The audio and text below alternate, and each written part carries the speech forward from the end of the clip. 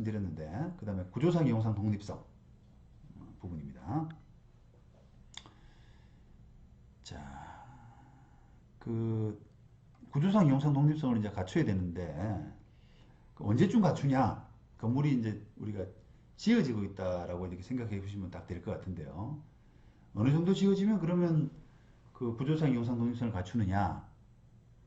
만약에 이제 이게 그 쉽게 생각해서 분양을 하는 건물이라 생각해 보세요. 분양 우리가 지금 우리 제도 하에서는 뭐랄까 선분양이잖아요. 어, 선분양이 뭐냐면 먼저 분양을 하고 등기는 나중에 넘겨주는 돈을 미리 차곡차곡 받으면서 등기는 나중에 넘겨주는 그런 구조. 그다음 후 분양은 우리가 다 짓고 나서 파는 그런 이제 용어를 이제 선분양, 후분양이라고 하는데 우리는 이제 대체로 선분양이지 않습니까?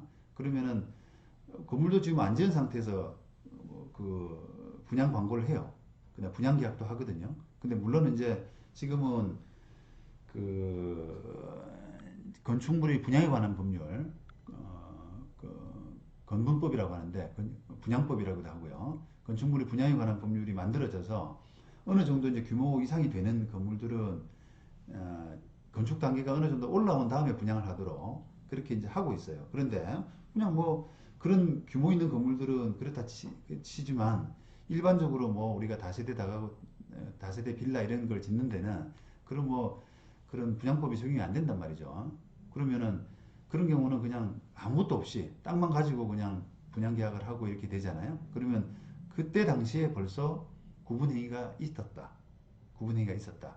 그러면 구분행위는 두 가지 중에 두 가지를 모두 갖추면 구분건물이 성립되는데 구분행위는 먼저 있고 그 다음에 건물은 올라가는 겁니다. 짓는 거죠. 그럼 어느 단계에서 그 대지사용권이 성립하냐 또는 구분건물이 만들어지느냐 이런 부분을 이제 우리가 논의해야 되는 거 아니겠어요? 그래서 이제 그게 이제 헷갈립니다. 근데 아직은 제가 볼 때는 명백한 판례는 없는 것 같아요. 어느 단계에서 와야 된다 이렇게 그냥 아마도 제 생각에는 그 나중에도 법원이 어느 단계는 해야 된다 이렇게 딱 하기는 힘들 것 같고 그냥 종합적으로 판단해서 이 정도면 다 완공이 된 상태 아니냐 이렇게 아마 할 것 같은데 지금 2010타에 7.15 사건 전원합의체 판결이죠 아까 그걸 보면은 요 그 한동의 건물 및 그 구분 행위에 상응하는 구분 건물이 객관적 물리적으로 완성되면이라고 했어요. 언제 구분 소유권이 성립하느냐, 대지사용권이 성립하느냐라고 하는 부분 중에서 구조상, 이용상, 독립성 부분을 이야기할 때 설치를 한동의 건물 및 그리고 구분 건물에 상응하는 구분 건물이 그 구분 행위에 상응하는 구분 건물이 객관적 물리적으로 완성되면 이렇게 했단 말이에요. 그러니까 건물은 다 짓고요. 한번 보시죠. 건물은 다 높이 지었는데 구분을 안 해놨어요. 그건 꽝. 안 돼. 한동의 건물 및 구분 건물이 다 완성된다. 이런 적이거든요. 그러니까 적어도 이제 다 올라가서 구분이 되어 있는 객관적 물리적으로 구분되어 있는 그런 상태까지는 돼야 되는 그게 최소한일 것 같아요. 그렇게 정도는 돼야지 구조상 이용상 독립성 또는 그 저기 그 구분 건물이 완성된다. 그래서 최소한 이제 기본 골조, 내력 벽 이런 부분들은 완성될 때 시점으로 보는 것이 맞을 것 같습니다. 그리고 이제 그게 또 어찌 보면 우리가 소송에서 대위 등기란 걸 하거든요. 건물이 이렇게 내가 저 사람 건물을 뭔가 강제 집행 같은 걸 가압류든지 뭐 경매 신청이든지 강제 집행을 해야 되는데 채무자 그 등기하는 순간 등기부를 만드는 순간 다른 채권자들이 달라들기 때문에 그걸 일부러 안 하는 경우가 많죠. 그리고 또 못하는 경우도 많아요. 돈이 없으니까 빚에 몰려가지고 그걸 여력이 없는 거죠. 그러면 이제 그거를 답답한 사람이 한다고 채권자가 대신해서 채무자 대신해서 그거를 대위 등기를 하거든요. 근데 대위 등기를 언제쯤 할 수 있느냐라고 하는 부분과도 사실은 좀 맞물려요.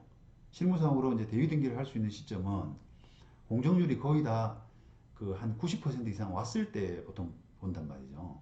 그러니까 이게 그 건축 허가에서 만약에 10층짜리 건물이다라고 하게 되면은 거의 10층을 골조 정도는 완성이 다 된, 그 다음에 구분 행위도 다 된 각 호실들, 그런 정도는 돼야지 이제 대위 등기가 가능하다라고 하고 있으니까 그런 부분하고도 맞물리는 차원에서 같이 보는 차원에서도 그, 그 구분 행위 시점을 그렇게 보는 것이 맞을 것 같아요. 동부지방법원 요 판결, 강제 경매 개시 결정에 대한 이의 사건인데 14층으로 설계된 아파트 공사였는데, 건축인데 지상 6층까지만 진행하다가 이게 중지가 됐습니다. 자, 그런 상태에서 채권자가 그 부지에 대해서만 경매 개시 신청을 했어요. 결정이 내려졌죠. 뭐 건물은 지금 다 되질 않았으니까 등기부도 없고, 그러니까 답답한 마음에 채권자가 지금 채무자의 부지, 아파트 공사 부지에 대해서만 개시 결정을 했는데, 거기에 대해서 채무자가 경매 개시 결정이 문제가 있다라고 해서 이의를 한 그런 사건이죠. 그 뭐라고 했겠어요, 그 사람은? 이거는 그 이미 대지 사용권이 다 된 거다. 따로 경매에 붙일 수 없는 그런 권리이기 때문에 이 경매는 잘못됐다. 이렇게 지금 나갔거든요. 자, 그렇다면 그 건물이 지금 그 건물의 건축 단계가 대지 사용권이 성립한 정도의 어떤 그 구조상 이용성 독립성을 갖춘 단계냐, 그 부분이 논란이 될 거 아니겠습니까? 그래서 법원은 결론적으로 그거는 아직까지는 이 14층짜리 건물인데 6층 정도까지 완성이 됐기 때문에 아직은 그 구조상 이용성 독립성이 없어. 그러니까 너 경매 개시 결정은 받아줄 수 없어. 이의는 받아줄 수 없어. 이렇게 이제 판단했거든요. 그 46페이지에 법원이 뭐라 판단했냐면, 요거는 이제 그 아까 전원합의체 판결이 나오기 전에 사건이었어요. 전원합의체 판결은 지금 아까 굳이 건축물 대장에 등재되지 않더라도 그 구분행위가 가능하다라고 하는 그 전원합의체 판결은 2013년 판결인데요. 이 지금 동부법원 판결은 2012년이죠, 그죠? 2012년 판결입니다. 결정인데, 이 판결이 이제 쓰면서 뭐라고 설치를 했냐면, 자, 구분 소유권이 언제 성립하냐 하면 원칙적으로 집합 건물 전체가 완성되어서 건축물 대장에 등록된 시점이다. 이렇게 판단했어요. 그런데 그 그래서 그 등록된 시점이기 때문에 그 미완성 건물의 구조나 형태가 구분 소유권의 객체가 될 수 있을 정도가 되었다고 하더라도 등재가 안 됐기 때문에 그건 아직까지는 구분 소유권 성립했다고 볼 수 없다, 이렇게 판단했단 말이죠. 근데 그게 이제 대법원 판결을 두 개를 인용을 했는데, 요게 2013년 대법원 판결에 의해서 다 파기된 판결들이에요. 그 당시까지 이제 전원합의체 판결 이전에 그 구분 행위를 위해서 건축물 대장 등재가 필요하다라고 하는 그런 99년도, 2006년도 판결이 있는 반면에 그건 필요 없다라고 하는 또 다른 판결도 있었거든요.